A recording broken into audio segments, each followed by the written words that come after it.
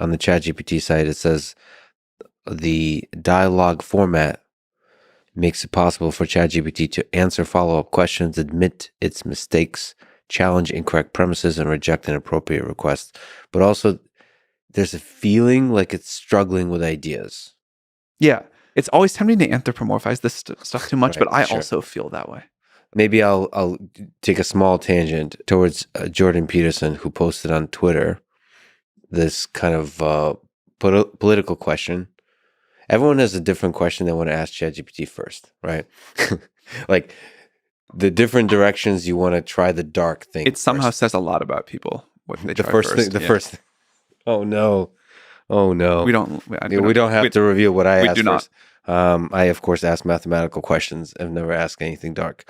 But Jordan asked it to say positive things about the current president Joe Biden and previous president Donald Trump, and then he asked GPT as a follow-up to say how many characters, how long is the string that you generated, and he showed that the response that contained positive things about Biden was much longer than that about Trump. And Jordan asked the system can you rewrite it with an equal length string, which all of this is just remarkable to me that it understood, but it failed to do it. And it was interesting, the Chat-GPT, I think that was 3.5 based, was kind of introspective about, it seems like I failed to do the job correctly. And Jordan framed it as ChatGPT was lying and aware that it's lying. But that framing, that's a human anthropomorphization, I think. But that kind of, there seemed to be a struggle within GPT to understand how to do, like what it means to generate a text of the same length in an answer to a question, and also in a sequence of prompts, how to understand that it failed to do so previously and where it succeeded, and all of those parallel reasonings that it's doing. It just seems like it's struggling. So two separate things going on here. Number one, some of the things that seem like they should be obvious and easy, these models really struggle with. Yeah. So I haven't seen this particular example, but counting characters, counting words, that sort of stuff, that is hard for these models to do well the way they're architected. That won't be very accurate. Second, we are building in public and we are putting out technology because we think it is important for the world to get access to this early, to shape the way it's going to be developed, to help us find the good things and the bad things. And every time we put out a new model, and we've just really felt this with GPT-4 this week, the collective intelligence and ability of the outside world helps us discover things we cannot imagine, we could have never done internally. And both like great things that the model can do, new capabilities, and real weaknesses we have to fix. And so this iterative process of putting things out, finding the great parts, the bad parts, improving them quickly, and giving people time to feel the technology and shape it with us and provide feedback, we believe is really important. The trade-off of that is the trade-off of building in public, which is we put out things that are going to be deeply imperfect. We want to make our mistakes while the stakes are low. We want to get it better and better each rep. But the bias of Chat-GPT when it launched with 3.5 was not something that I certainly felt proud of.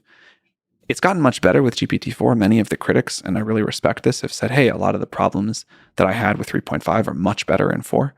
But also, no two people are ever going to agree that one single model is unbiased on every topic. And I think the answer there is just going to be to give users more personalized control, granular control over time. And I should say on this point, I've gotten to know Jordan Peterson, and I tried to talk to GPT-4 about Jordan Peterson, and I asked it if Jordan Peterson is a fascist. First of all, it gave context. It described actual description of who Jordan Peterson is, his career, psychologist, and so on.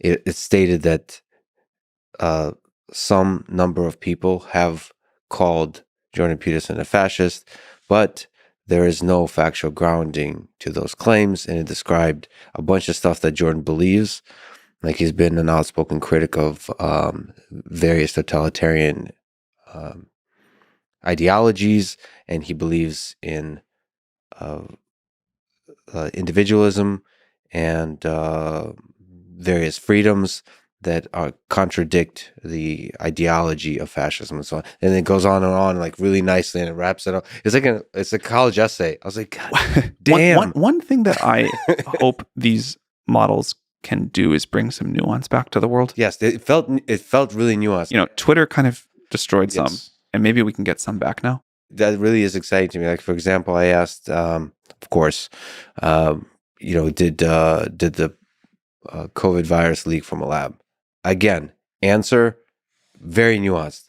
There's two hypotheses. It like described them. It described the amount of data that's available for each. It was like a breath of fresh air.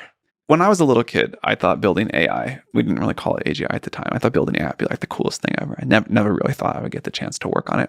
But if you had told me that not only I would get the chance to work on it, but that after making like a very, very larval proto AGI thing, that the thing I'd have to spend my time on is, you know, trying to like argue with people about whether the number of characters it said nice things about one person was different than the number of characters it said nice about some other person. If you hand people an AGI and that's what they want to do, I wouldn't have believed you. But I understand it more now. And I do have empathy for it. So what you're implying in that statement is we took such giant leaps on the big stuff and we're complaining or arguing about small stuff. Well, the small stuff is the big stuff in aggregate, so I get it. It's just like I also like I get why this is such an important issue. This is a really important issue, but that somehow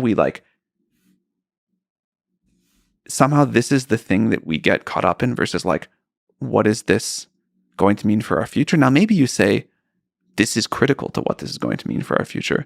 The thing that it says more characters about this person than this person, and who's deciding that and how it's being decided and how the users get control over that. Maybe that is the most important issue, but I wouldn't have guessed it at the time when I was like 8-year-old. Yeah, I mean, there's folks at OpenAI, including yourself, that do see the importance of these issues to discuss about them under the big banner of AI safety. That's something that's not often talked about with the release of GPT-4, how much went into the safety concerns, how long also you spend on the safety concern. Can you go through some of that process? Yeah, sure. What went into AI safety considerations of GPT-4 release? So we finished last summer. We immediately started giving it to people to red team. We started doing a bunch of our own internal safety evals on it. We started trying to work on different ways to align it. And that combination of an internal and external effort, plus building a whole bunch of new ways to align the model. And we didn't get it perfect by far, but one thing that I care about is that our degree of alignment increases faster than our rate of capability progress. And that I think will become more and more important over time. And I think we made reasonable progress there to a more aligned system than we've ever had before. I think this is the most capable and most aligned model that we've put out. We were able to do a lot of testing on it, and that takes a while. And I totally get why people were like, give us GPT-4 right away. But I'm happy we did it this way.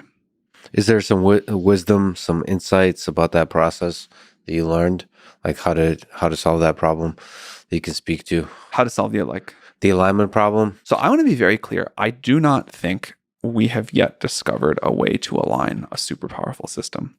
We have something that works for our current scale called RLHF.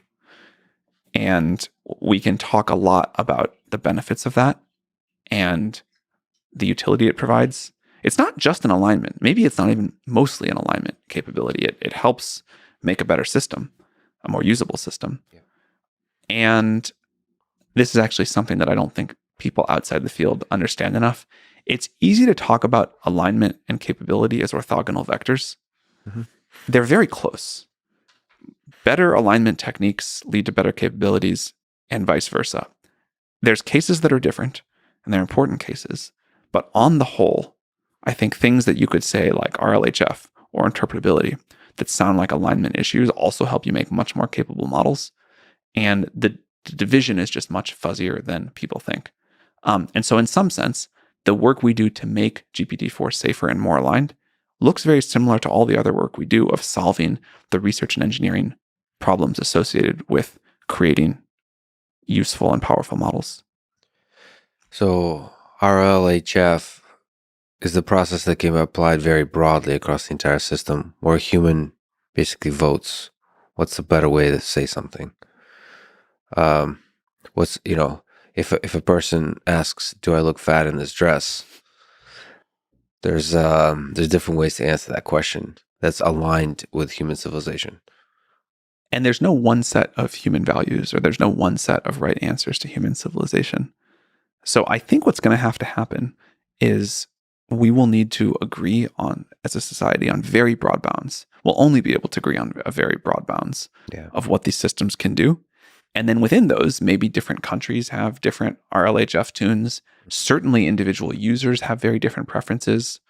We launched this thing with GPT-4 called the system message, which is not RLHF, but is a way to let users have a good degree of steerability over what they want. And I think things like that will be important.